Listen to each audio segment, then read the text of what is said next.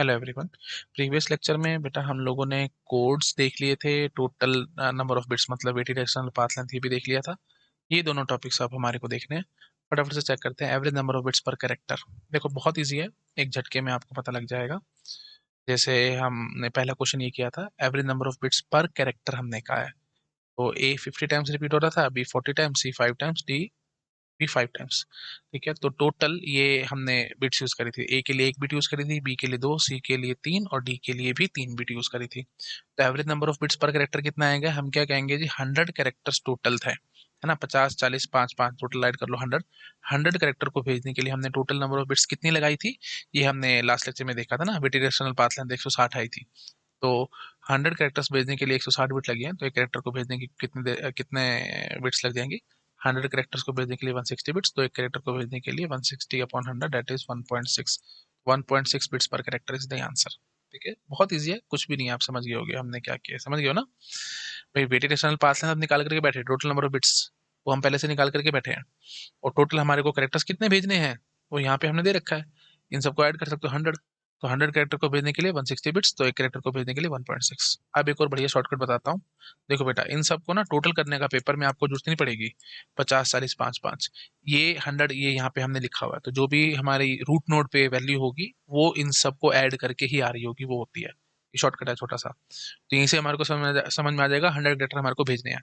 तो आपको करना क्या होगा, इन सबको ऐड कर लेना, जो इंटरनल वैल्यूज हैं इनको ऐड कर लेना, वही वेटेड एक्सटर्नल पाथ लेंथ आ जाएगी ना, डिवाइड कर देना 100 से, आपके पास आंसर आ जाएगा।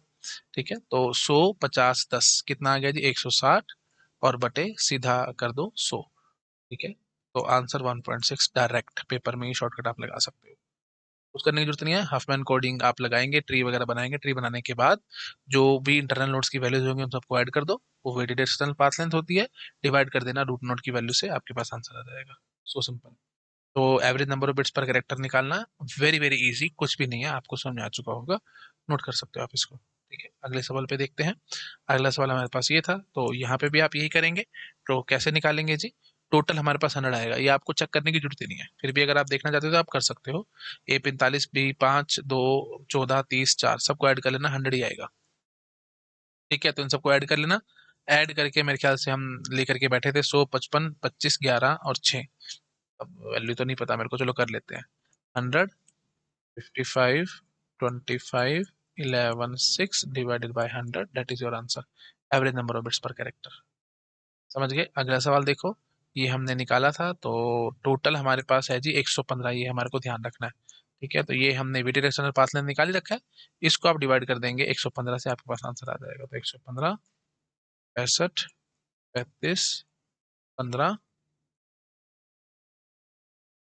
50 और 25 divided by 115। This will give you your average number of characters. Sorry, average number of bits per character. Average number of bits per character ये हमारे को दे देगा। देख लो भाई आराम से, ये सब इंटरनल नोट्स को ऐड कर दिया मैंने। 115 65 35 15 25 50 इन सबको ऐड कर दिया, जो भी आंसर आएगा डिवाइड कर देंगे टोटल 115 से। अगेन एंड अगेन हम कहेंगे 115 ये सबको ऐड करके आएगा 115, ये आप चेक कर लेना, 12 20 5 25 10 30 और 10 13 30 सबको ऐड कर लेना, 115 बन के आएगा। ठीक है, ये शॉर्टकट मैंने आपको बता ही दिया। चलो जी शाबाश, नोट डन करो, आगे बढ़ते हैं। हो गया, ठीक है जी, अगले सवाल पे आइए। यहाँ पे भी आप बहुत जल्दी बता देंगे मुझे, है ना। ये A10 थे, E15 थे एंड सॉन, ये सब थे, तो टोटल आपको पता है इन सबको ऐड करके 58 आएगा। तो ये सब हम weighted external path length already निकाल करके बैठे हैं, तो average number of bits per character कैसे निकलेगा, average number of bits per character कैसे निकलेगा, 58 25 33 18 8 सारे सबको ऐड कर लेना, डिवाइड किससे कर देना।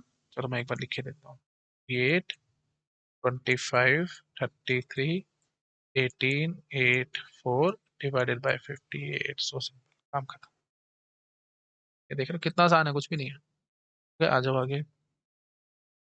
अच्छा, ये जो क्वेश्चन था ना बेटा, यहाँ पे हमसे एक छोटी सी मिस्टेक हो गई थी। ये प्रोबेबिलिटी वाला सवाल था, ये एक डाउट पूछा स्टूडेंट ने, तो मेरे को एकदम क्लिक किया कि प्रोबेबिलिटी थी भाई, यहाँ पे तो सब सम प्रोबेबिलिटी वन आनी चाहिए ना, यहाँ पे वन आ ही नहीं रही है, देखो आराम से। ठीक है, वन नहीं आ रही, तो इसका मतलब ये क्वेश्चन गलत है, तो इसको ठीक करना पड़ेगा जी। तो इसको मैं पूरे को सॉल्व भी कर देता हूँ, 1 मिनट लगेगा।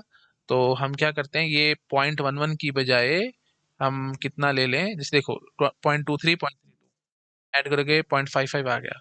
तो अब ये तीनों को ऐड करके 0.45 होना चाहिए था, क्योंकि 0.55 प्लस 0.45 दैट विल बी 1।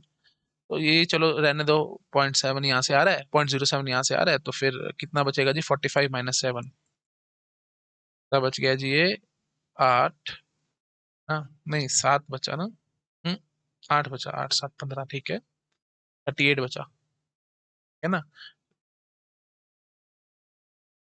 हो गया, ठीक है, 38 बचा। तो अब हम क्या करेंगे, बस ये मतलब 0.38 ले लेना, इसको 0.11 की बजाय 0.38 ले लो और फिर आंसर निकालो। मैं करके दिखा देता हूँ आपको। 0.23, ए की प्रोबेबिलिटी है जी 0.23, बी की प्रोबेबिलिटी है जी 0.32, सी की ले लेना 0.38, डी की 0.04 और ई की 0.03, ठीक है। चलो तो डिक्रीजिंग ऑर्डर में अरेंज करेंगे तो फिर सी सबसे ऊपर चला जाएगा, उसके बाद बी आ जाएगा, देन ए आ जाएगा, देन डी आ जाएगा, एंड देन ई आ जाएगा, ठीक है। हो जाओ जी शुरू फटाफट। तो ई और डी, इन सबको 100 से मल्टीप्लाई करा देना ताकि हमारी कैलकुलेशन बच जाए। तो ये 7 आ जाएगा जी सीधा, ठीक है। ये दोनों हो गया, 7 हमने बीच में डाल दिया, तो 7 और ये प्लीज पॉइंट को 2 मिनट के लिए इग्नोर कर दो बेटा, 100 से मल्टीप्लाई हमने कर रखा है। 7 और 23 ऐड होंगे तो कितना आएगा, 7 3 10, 7 है 30 आ जाएगा, 30 है ना, तो 30 लिख लो जी। तो इन दोनों को ऐड करके 30 आ जाएगा जी। ए 30, यहाँ पे हम ए लिख देते हैं, ठीक है जी। उसके बाद 30 32 62 हो जाएगा, 30 इधर और 32 इधर, तो 62 है जी। और फिर अल्टीमेटली सी हम डालेंगे, 100 आ जाएगा,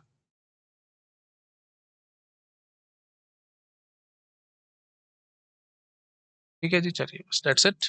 तो अब आप इनके नंबरिंग कर सकते हो, जैसे 01 01 01 01, ओके। तो अच्छा, एक बात भी, वैसे कोई रूल नहीं है, मैंने आपको बताया ही था, लेकिन फिर भी अगर आप कंसिस्टेंट रहेंगे तो थोड़ा अच्छा लगेगा। लेफ्ट हैंड साइड छोटा, राइट हैंड साइड बड़ा, हम ऐसा रूल बना ले, तो लेफ्ट छोटा है, राइट बड़ा है। अच्छा, इधर 7 था और इधर कितना था, ये ए ए 23 था, ठीक है, लेफ्ट छोटा राइट बड़ा। यहाँ पे 30 था और बी कितना, 32, हाँ लेफ्ट छोटा राइट बड़ा। तो फिर ये सी इधर आना चाहिए था, है ना, लेफ्ट छोटा राइट बड़ा, सी को इस तरफ कर दो जी,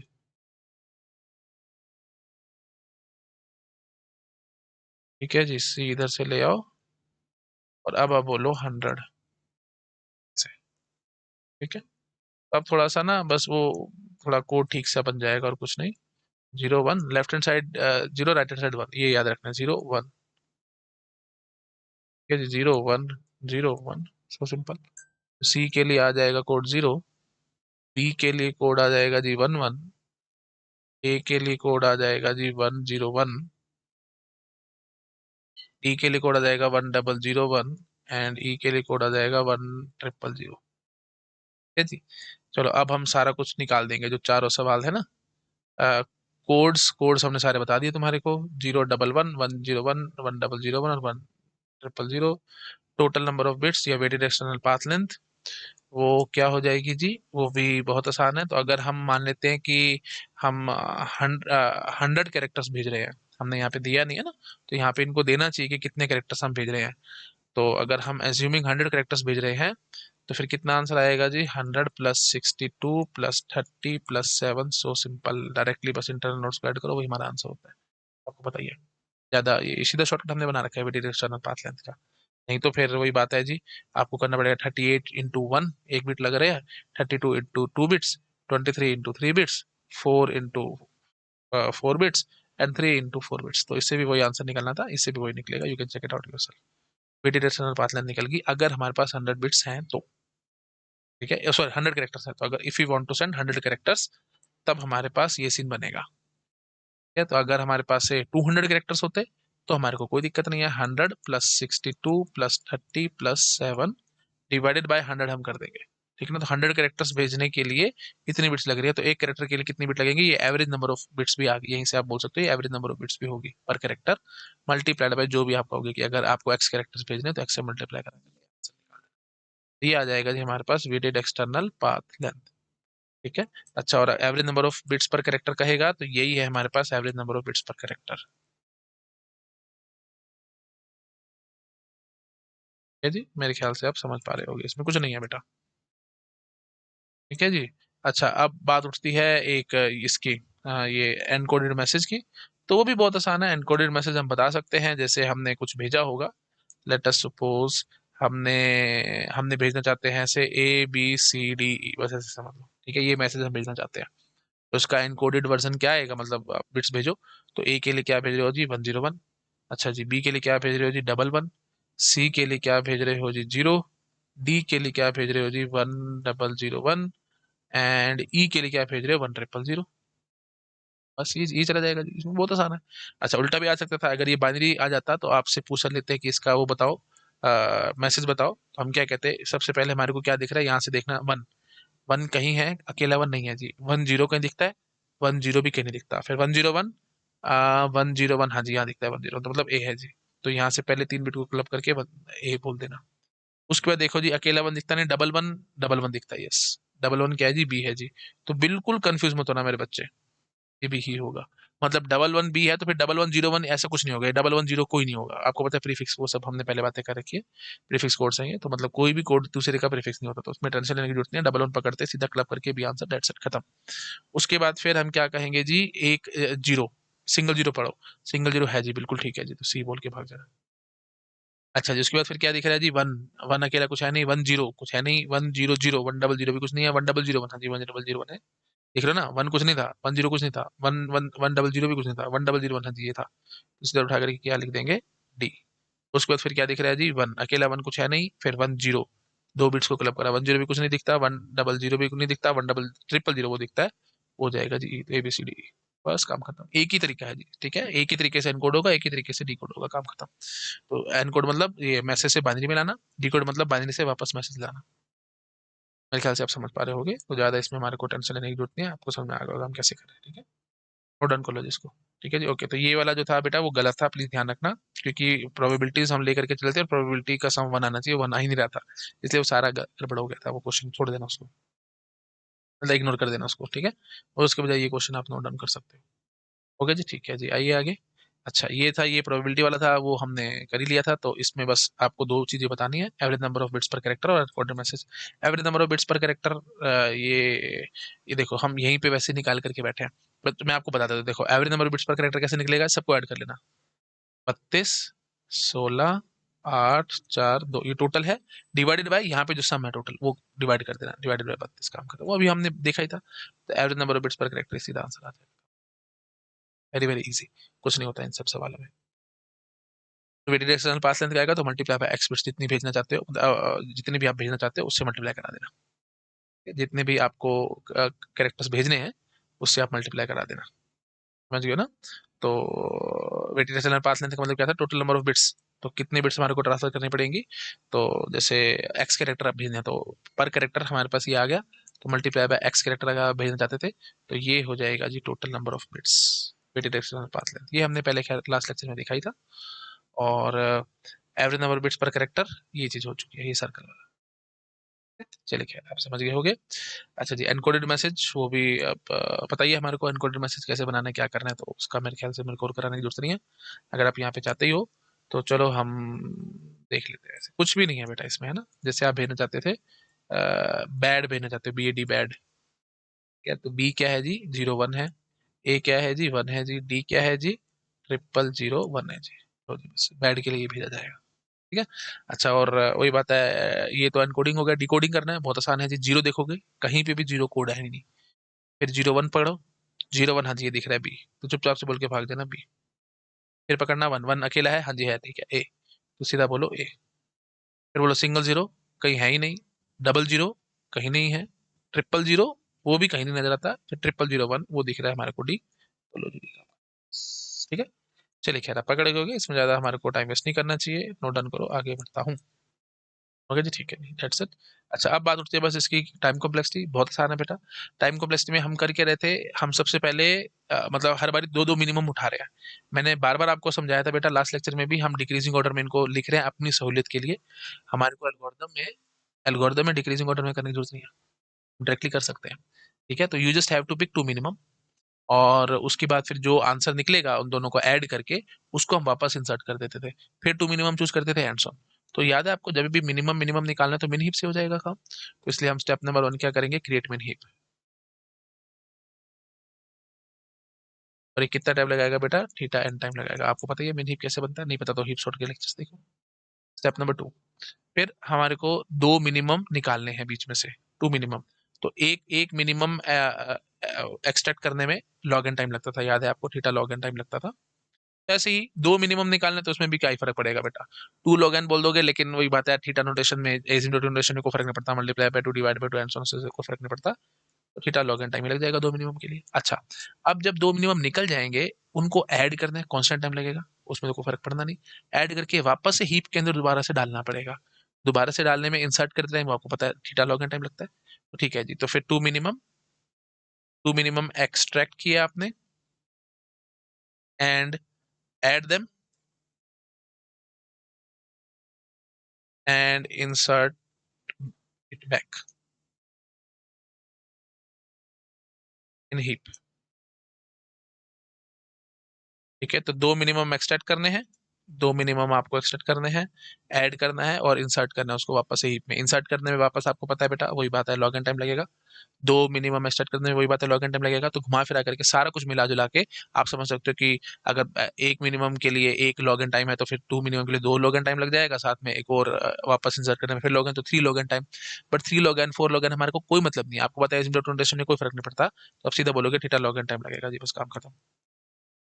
ठीक है, तो ये काम करने में, 2 मिनिमम को एक्सट्रैक्ट करने में और वापस से उनको डालने में थीटा लॉग एन टाइम ही लगेगा। अच्छा, अब ये काम हम ऑफ कोर्स अप्रोक्सीमेटली, आप समझ पा रहे n-1 टाइम करेंगे, वही बात है, +1 -1 की कोई औकात नहीं होती बेटा एसिम्प्टोट नोटेशन में। इतना सब करोगे तो फिर आपको पता है, मैंने बताया था एल्गोरिथम सेट आपको समझ नहीं आएगा जिंदगी भर। फालतू की टेंशन छोड़ो, बस इतनी बात करो, रफली अप्रोक्सीमेटली n-1 टाइम्स हमारे को ये काम करना पड़ेगा। तो कितना कॉम्प्लेक्सिटी आ जाएगी, log n approximately n times बोल दो, तो n log n। कॉम्प्लेक्सिटी कितनी हो जाएगी जी, थीटा n log n। ये ध्यान रखना है आपको, ठीक है। हफमैन कोडिंग के लिए कॉम्प्लेक्सिटी कितनी होती है जी, ठीक है। तो ये क्या आया है, ये क्रिएट करने के लिए, ये ट्री को जो क्रिएट करना था हमने, उसमें ये जो टाइम लग रहा है, दैट इज थीटा। ठीक है जी, चलो इतना रखते हैं इस लेक्चर में। यहाँ पे हमारा जो हफमैन कोडिंग का टॉपिक है वो कंप्लीट हो गया। नेक्स्ट लेक्चर में आकर के हम एक नया टॉपिक पिक करेंगे और उसको स्टडी करेंगे। ठीक है बेटा, thank you so much, bye bye. Video अच्छा लगा प्लीज लाइक करना, अपने फ्रेंड के साथ शेयर जरूर करना। Bye bye. हेलो एवरीवन, अगर आप लोगों को मेरा काम पसंद आ रहा है, आप प्लीज़ वीडियोस को लाइक करते रहा करो, अपने फ्रेंड्स के साथ शेयर जरूर किया करो, ताकि मुझे मोटिवेशन मिले, मैं और ज़्यादा से ज़्यादा काम कर सकूं आप लोगों के लिए। और अगर आप मुझे डोनेशंस देना चाहते हो तो क्यूआर कोड आपको मिल जाएगा आप चैनल बैनर पे राइट हैंड साइड में ऊपर टॉप राइट में, अगर आप कंप्यूटर पे देख रहे हो तो टॉप राइट कॉर्नर में मिल जाएगा, नहीं तो आपको डिस्क्रिप्शन में लिंक मिल जाएगा, आप उस लिंक पे क्लिक करके डोनेशन जो भी देना चाहो वो दे सकते हो। डाउट्स की बहुत प्रॉब्लम रहती है स्टूडेंट्स को, रियल टाइम डाउट्स हम सॉल्व नहीं कर पाते फटाफट से, जैसे चाहे आप पेड कोचिंग में हो चाहे आप फ्री पढ़ रहे हो, कोई प्रॉब्लम वाली बात नहीं है। आप जहां से भी कुछ भी पढ़ रहे हो, मुझे इसमें दिक्कत नहीं है। आप मेरा टेलीग्राम चैनल को सब्सक्राइब कर सकते हो, वहां पे आपके जो भी डाउट्स है आप पूछ सकते हो। बहुत ज्यादा एक्टिव ग्रुप है, बहुत सारे स्टूडेंट्स एक्टिव रहते हैं ग्रुप में, फटाफट से आपको रिप्लाई मिल जाएगा। लेकिन और अगर आप और ज्यादा मैनेज वे में चलना चाहते हो, बहुत अच्छे से प्रॉपर मैनेज तरीके से, कि डाउट्स अलग अलग हो, हमें जैसे टीओसी का अलग चैनल हो, कंपाइलर का अलग चैनल हो, डिजिटल का अलग चैनल हो एंड सो ऑन, तो अलग चैनल वाइज चैनल हमने बना रखा है। बहुत अच्छा सा डिस्कॉर्ड सर्वर हमने मेंटेन किया है ना, एक स्टूडेंट ने बना करके दिया था, तो आप उसको भी सब्सक्राइब कर सकते हो। लिंक आपको डिस्क्रिप्शन में मिल जाएगा। सब कुछ फ्री है भैया ना, मैं किसी चीज के लिए पैसे चार्ज नहीं करता हूँ, everything is free of cost. Donation देना चाहते हो आप, मोस्ट वेलकम, आप दे सकते हो। बट ये सब चीजें मैं आप लोगों के लिए लाइफ टाइम फ्री रखूंगा। डिस्कॉर्ड सर्वर हो गया, टेलीग्राम चैनल हो गया और मेरा यूट्यूब चैनल हो गया, everything will be free of cost. मैं अपने मुंह से कभी कुछ नहीं मांगूंगा आपसे। ठीक है, आप जो देना चाहते हो आप वो मुझे दे सकते हो। Okay, thank you so much, bye bye.